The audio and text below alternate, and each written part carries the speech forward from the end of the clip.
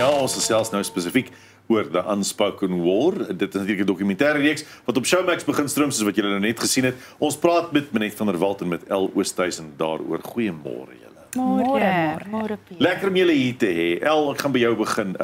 Om so 'n reeks te vervaardig.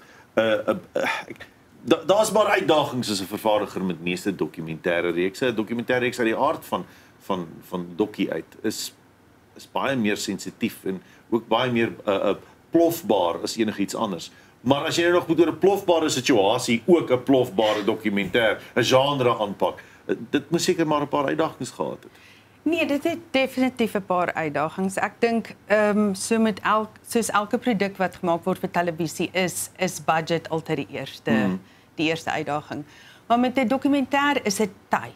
'n Mens het tyd nodig om 'n storie bymekaar te bring, tyd nodig om dit te navors, tyd nodig om met jou subjects wie jy gaan interview 'n relationship te bou sodat hulle jou kan vertrou op die ou einde voordat jy hulle op kamera sit. So ek dink die grootste ding vir 'n dokumentêr is tyd. Minette, hoe het die idee ontstaan vir hierdie dokumentêr? So dit is maar 'n groot spanpoging geweest. Daar is klomp mense agter die skerms wat jy weet idees brainstorm en dinge bymekaar kry. Maar ja, ek werk natuurlik by Idea Candy en so ek het my eie storie gehad wat ek toe nou ook bygebring het en ons het dit toe nou jy weet saamgevleg in die hele groter storie. Jy noem jou eie storie, wat jy praat van, jy weet jy wou jou pa ook beter verstaan want hy het nie noodwendig daaroor gepraat nie. Op hierdie reis van ontwikkeling en met ander mense praat, het jy 'n bietjie iets meer geleer oor jou pa of oor jou omstandighede om dalk jou pa beter te verstaan? 100%. Ek dink op die einde is dit die groot ding vir my. Dit het vir my gevoel voordat ons met hierdie dokumentêr begin het en voordat ons op hierdie reis gegaan het ek eintlik gevoel daar's 'n groot gedeelte van my pa wat ek glad nie geken het nie. Ek dink nie ek het hom eintlik verstaan nie. En dit is eintlik die crux van die hele ding vir my is dat dit voel vir my vir die eerste keer verstaan ek hom regtig. Wow. El begin nou die 12de November. Die inspirasie vir die reeks. Wat was die eerste begin? Wat was hier's 'n ding wat ons moet aanvat? Waar het dit begin? So ek dink as 'n dokumentêre filmmaker, jy hou maar jou oë en jou ore oop en jy kyk en jy lees baie in artikels en mense nader jou en hierdie tipe storie oor die border war het opgekom die hele tyd in my en my kollega Wim Stein se lesenaars het boeke beland, e-posse was gestuur, artikels van verskeie mense het hierdie gesprek net begin oopmaak. En ons het toe bietjie verder gaan kyk daarna en bietjie gaan oplees daarna en Minette wat by ons werk, haar toe genader want ons weet toe so bietjie van haar storie geweet, maar nie alles nie. En so het ons 'n span gestig en ons het toe in diepte navorsing daaroor gaan doen en toe besef ons maar hier is 'n storie. Ons moet hierdie storie vertel. Dit is 'n egte Suid-Afrikaanse storie wat vertel moet word. En deel van hierdie storie is die nagevolge van pa's of oupa's generasies wat nie praat waardeur hulle is nie. Wat dink jy is die uitwerking van hierdie stilte eintlik van generasies wat nie dalk noodwendig wou praat nie of die trauma kon verwerk nie, want hier's generasies van mense wat deur baie wat ons nie eintlik sal verstaan nie. Ja. Dit is nie net die mense of die mans wat oorlog toe gegaan het nie. Ek dink dit is ook die vrouens en die kinders wat by die huis gebly het. En dan die navolge beleef het as hulle teruggekom het van die grens af. Maar ek wil julle aanmoedig om die dokumentêr tot op die einde te gaan kyk, want dit speel wonderlik uit op die einde van generasies en hoe dit alles deel vorm van mekaar. Julle het nie net mense wat diensplig gedoen het genader vir hierdie. Daar's ook ander elemente daarin betrokke. Soos in elke regte storie is daar verskeie kante aan die storie, sye van die verhaal. Wat was die ander kante wat julle aangespreek het? Ons praat met die vrouens en die kinders. Ons het ook met joernaliste gepraat. Ons het ook gepraat met die ander kant, met die mense in Namibië en hoe het hulle dit beleef. En die ander soldate wat nie noodwendig deel was van Suid-Afrika nie.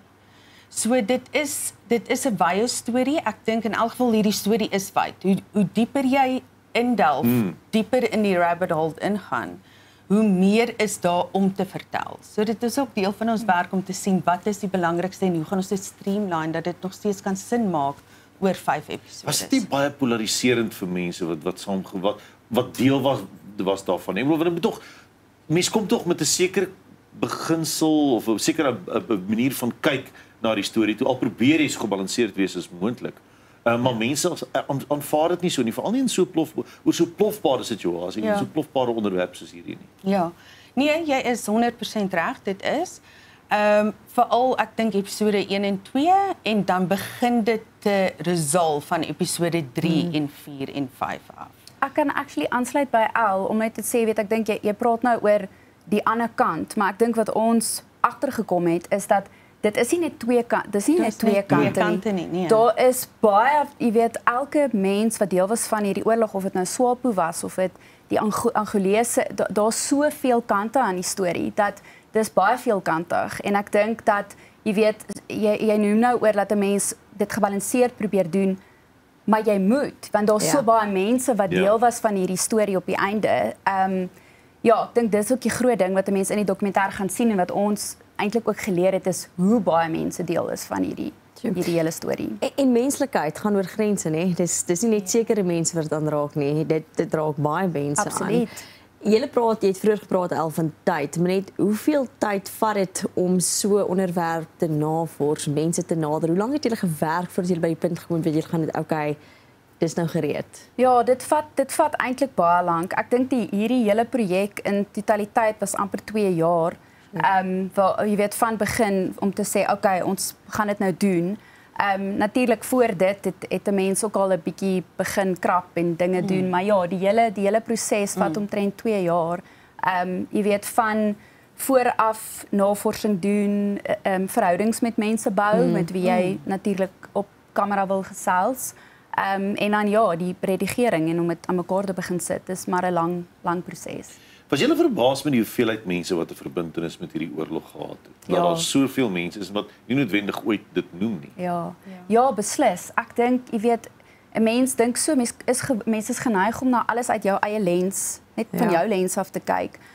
En dan te besef daar's soveel meer mense. Ek dink aan 'n voorbeeld, ons het met die mense in Pomfret gaan praat. Dit is mense se storie wat ek was nie eens bewus van hulle nie. Dit is 'n groep soldate wat na die oorlog eintlik net nêrens gehad het om heen te gaan nie en hulle bly nou in hierdie gedeelte van die land waar daar eintlik net niks aangaan nie. Hulle was soldate, professionele soldate en hulle is so half vergete nou daar.